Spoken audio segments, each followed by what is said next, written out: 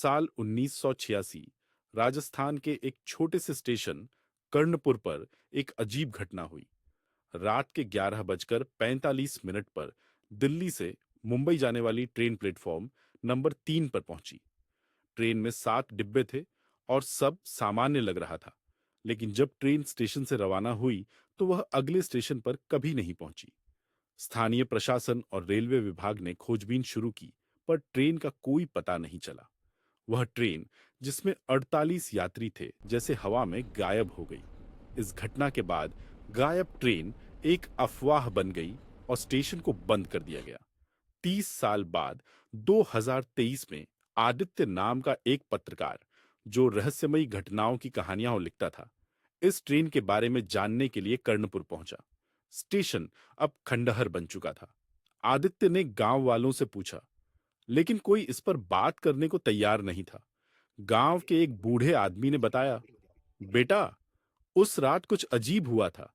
Train से चीखें सुनाई दी थीं और कुछ यात्रियों के परिवार वालों को सपने में उनके प्रियजन दिखे, जो उनसे मदद मांग रहे थे। आदित्य ने तय किया कि वह इस रहस्य को सुलझाएगा।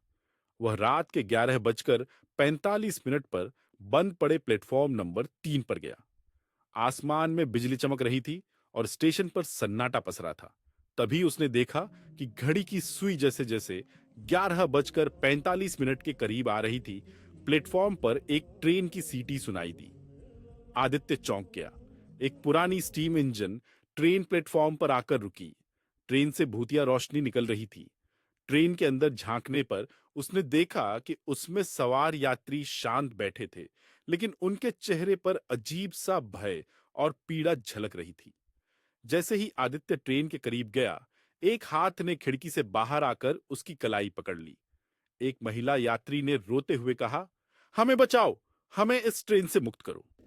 इससे पहले कि वह कुछ समझ पाता, ट्रेन धीरे धीरे गायब होने लगी। अगले दिन आदित्य ने जब रेलवे के पुराने रिकॉर्ड खंगाले, तो उसे पता चला कि वह ट्रेन एक प्राचीन तांत्रिक के श्राप का शिकार हो गई थी। तांत्रिक ने ट्रेन पर सवार लोगों को श्राप दिया था कि वे कभी अपने गंतव्य तक नहीं पहुंच पाएंगे। आदित्य ने गांव के साधुओं से सलाह ली, जिन्होंने कहा कि ट्रेन को मुक्त करने के लिए उसे वापस प्लेटफॉर्म पर जाकर एक विशेष यज्ञ करना होगा। रात को आदित्य ने यज्ञ शुरू किया।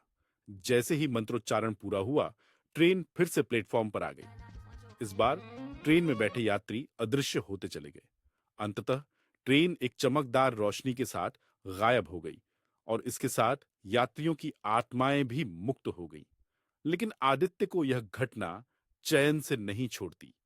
वह अब भी सोचता है कि वह ट्रेन असल में कहां गई थी और क्यों उन यात्रियों को ऐसा भयानक भाग्य झेलना पड़ा।